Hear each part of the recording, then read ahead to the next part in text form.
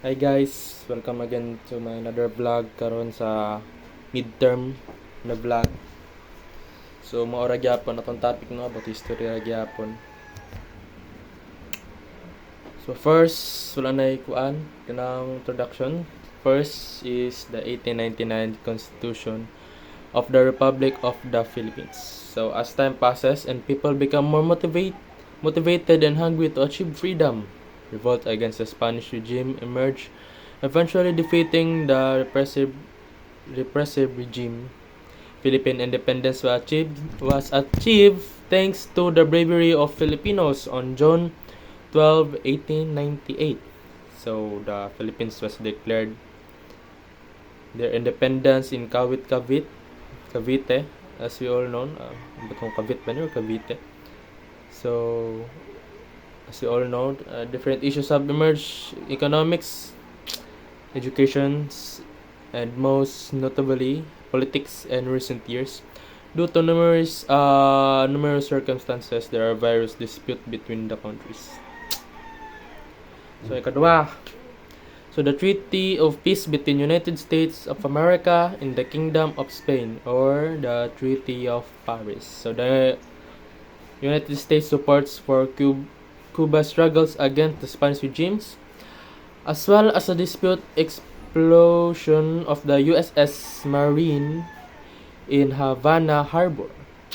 Habol contributed to the outbreak of the conflict. As a result, it is regarded as the United States' first overseas world legacy.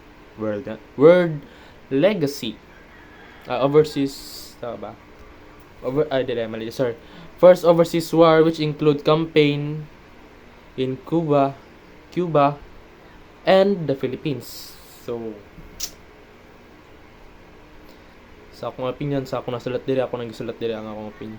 I was attracted by the word legacy. After reading history, we may have customs and practices in the Philippines that we have followed until now. Spaniards exposed us to Christianity, or as we called Catholicism, I don't know, through their era, which continues to this day, most likely by building up altars in our homes with Catholic icons, flowers, and candles.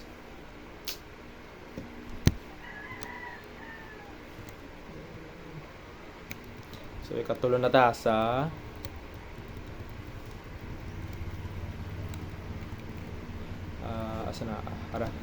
sa Jose Rizal retraction controversy.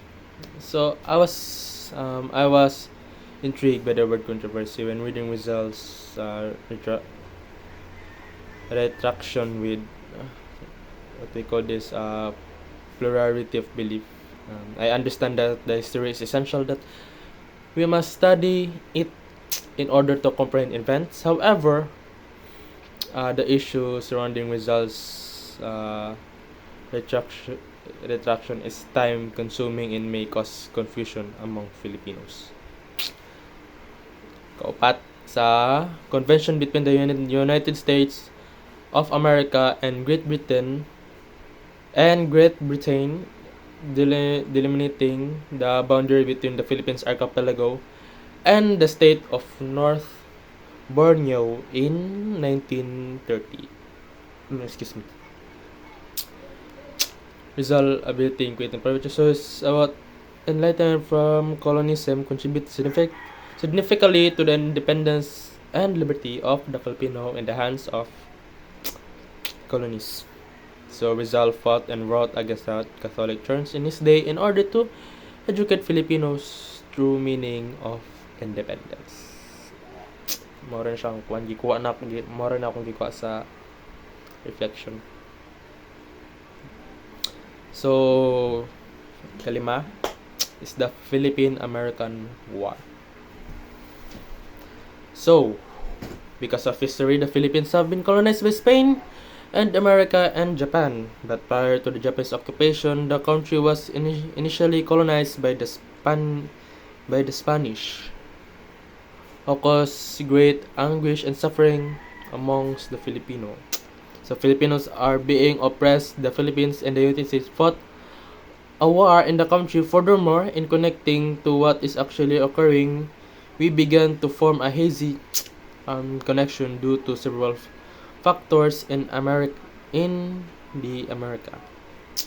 So, America and the world despise our President Duterte, the United States attempted to cut off financially aid to the Philippines. So, wala rin gyapon. Kapag di ta magsalig sa Amerika, kuan man gyapon atong kuan. Mulambok gyapon ta sa walang Amerika. Tested and proven na. Kaya noong American period, the Filipinos were stronger during the American period. No, when they received adequate treatment, the Treaty of Paris on December 10, 1783 was signed between the Spanish and the Americans. So tinuod ni na isog jud ta sa una katong war sa kuan Filipino ug Americans. Kulang man ta sa kuan sa akong nabasahan sa I don't know asa na ako to nadunggan sa YouTube ba to or sa Facebook.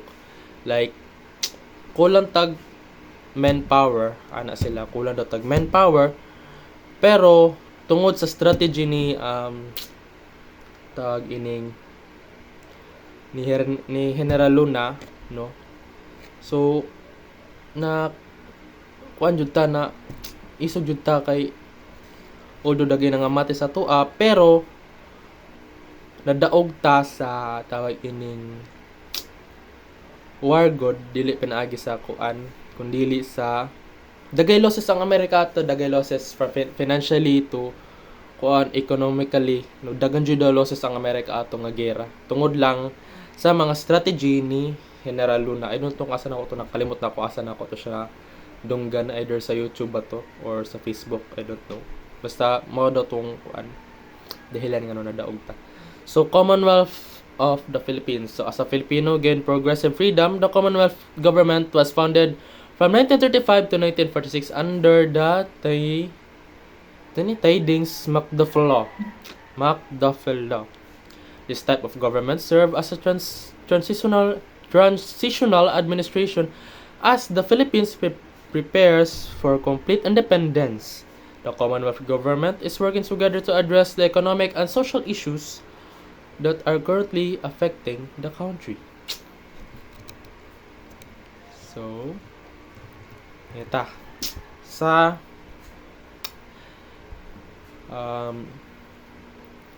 ikawalo na World War II ish. Every country has been subjected to oppression as well as global struggle known as the World War II, during which the world was not completely progressive but development was steadily strengthened. However, due to bad goals of other countries and their conflict, a war erupted that affected not only one country but the entire planet. So daghan joy nga dami aning World War II. Dili lang ang sa country. Kung dili kita tanan, pati Pilipinas sa damay ani.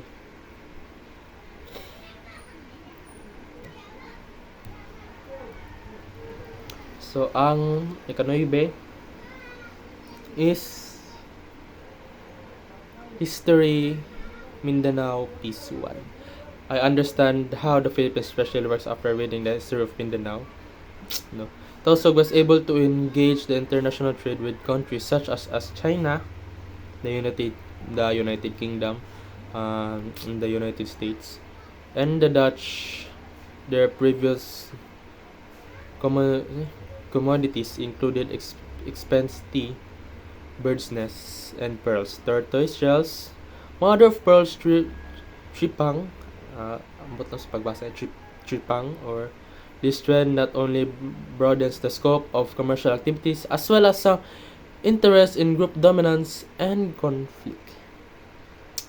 So guys, mao to ang ako ang vlog for I don't know kung vlog ba siya or report. Manalibog po ko pero bitaw. So thank you for listening. See you sa finals, no.